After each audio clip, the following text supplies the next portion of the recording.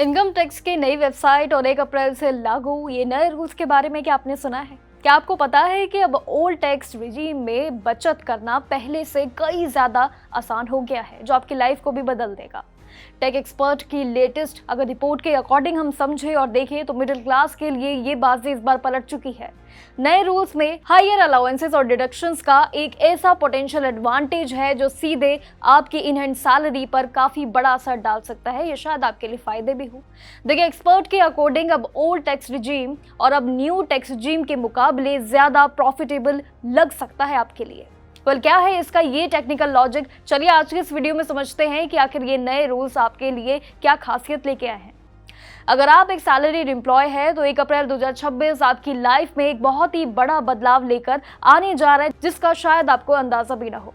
देखिए, भारत में एक नया लेबर कोड और एक न्यू इनकम टैक्स एक्ट 2025 लागू होने जा रहा है, जिसका सीधा असर आपकी हर महीने की सैलरी स्लिप और बैंक अकाउंट में जरूर पड़ने जा रहा है और ये शायद आपका गणित भी बदल दे। देखिए, असल में अब तक होता ये था कि बहुत सारी कंपनीज टैक्स बचाने के लिए आपकी बेसिक सैलरी को बहुत ही कम रखती थी। सिर्फ 20 से लेकर 30% और शायद 70 से लेकर 80% हिस्सा अलाउंसेस जैसे कि आपके HRA, ट्रैवल और स्पेशल अलाउंसेस इन सभी में डाल देते थे।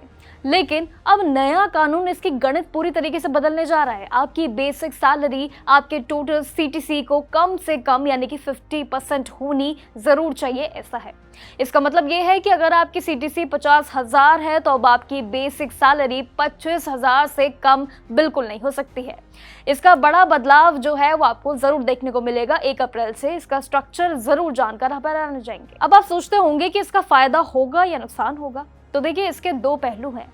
पहला ये है कि आपका प्रोविडेंट फंड यानी कि PF और साथ ही हमेशा बेसिक सैलरी पर चलने वाला जो पूरा नियम है वो कैलकुलेट होता है। देखिए, सिंपल है, जब आपकी बेसिक बढ़ेगी तो आपके PF में कटने वाले पैसे भी बढ़ जाएंगे तुरंत। इसका मतलब ये है कि आपकी रिटायरमेंट सेविंग्स पहले से कई ज़्यादा बढ़ जाएंगी और तेज़ी से ये लॉन्ग टर्म के लिए आपको काफ़ी फायदे भी ज़रूर देंगे। एक तरीके से कहिए कि आपके लिए जैकपॉट है। लेकिन इसका दूसरा पहलू भी बड़ा अलग है, वो ये है कि PF का कंट्रीब्यूशन बढ़ जाएगा। इसलिए आपकी इन हैंड सैलरी यानी कि टेक होम पे थोड़ी कम ज़रूर हो सकती है। ये उन लोगों के लिए एक बड़ा चेंज होगा जिनकी बेसिक सैलरी अभी बहुत ही कम है और जिन लोगों का ये पूरा स्ट्रक्चर अगर कहे सैलरी का वो पहले से 50-50 है तो उनका कोई असर उन पर नहीं पड़ने वाला है। लेकिन जिनका अलाउंसेस 70% से ज़्यादा है उनकी हर महीने की कैश इन हैंड सैलरी थोड़ी घट ज़रूर सकती है। लेकिन अगर टैक्स की बात करें तो यहाँ पर आपके लिए एक बड़ा सस्पेंस भी जरूर है और वो ये है कि नए इनकम टैक्स एक्ट 2025 जो कि लागू होने जा रहा है उसके रूल्स कुछ अलग बातें जरूर बताती है। आसान बनाने के लिए फॉर्म की संख्या 399 से घटाकर अब सिर्फ 190 कर दी गई है, जो कि एक बहुत ही अच्छी बात है सभी के लिए।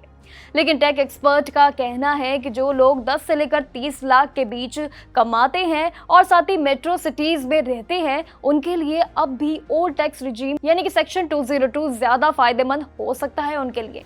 इसका कारण ये भी है कि HRA के टैक्स बेनिफिट और बेसिक सैलरी पर डिपेंड भी जरूर करता है और ओल्ड टैक्स रिजीम में आपको ATC या फिर NPS जैसे डिडक्शंस का ज्यादा फायदा भी जरूर मिलता है।